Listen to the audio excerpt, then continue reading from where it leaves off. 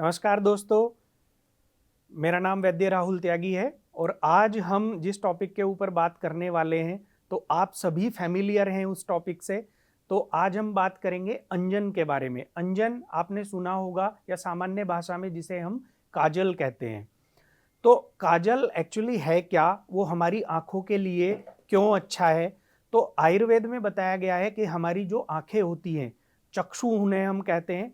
तो चक्षु तेजोमयम तस्य विशेषाद श्लेषमतो भयम। हमारे जो चक्षु हैं वो तेज महाभूत के यानी के वो अग्नि महाभूत के बने हुए होते हैं और उन्हें विशेष रूप से श्लेष्म यानी के कफ से ही भय रहता है।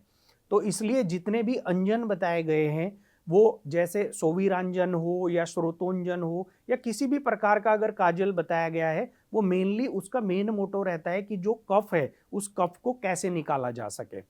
तो आपने देखा होगा तो सोवीरांजन क्या है? सोवीरांजन है जो हमारी दादी, हमारी नानी, हमारे घरों में जो एक दिए के ऊपर घी लगा के, गाय का घी लगा के और उसे आग के ऊपर रख के और जो वो काला काला काजल बन जाता था, उसको जो काजल कहते हैं वही सोवीरांजन है।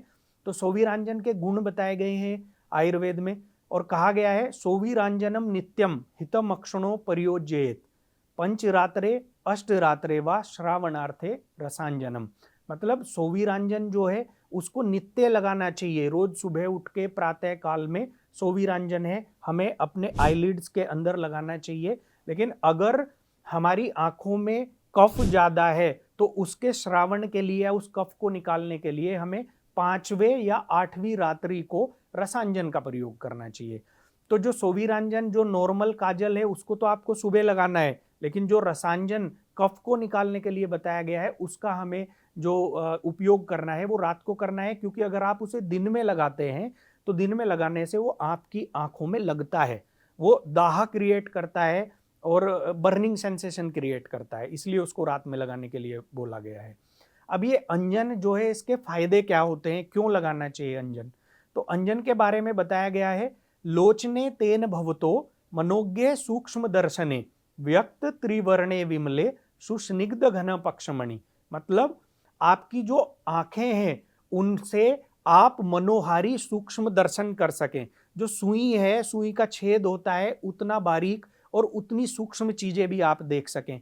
आपकी जो आईलैशेस हैं उन पे जो वहाँ पे बाल होते हैं वो घने हो जाएं। आपकी आईलैशेस हैं वो कैसी हो जाएं? स्निग्ध हो जाएं, शाइनिंग हो जाए। तो और जो आपकी जो दृष्टि है वो ऐसी निर्मल हो जाए जैसे कि आकाश में जब आकाश साफ होता है तो चंद्रमा दिखाई देता है। तो ऐसी अगर आपको अपनी आंखों की रोशनी चाहिए तो उसके लिए आपको जो अंजन बताया गया है उसका अंजन का प्रयोग करना चाहिए।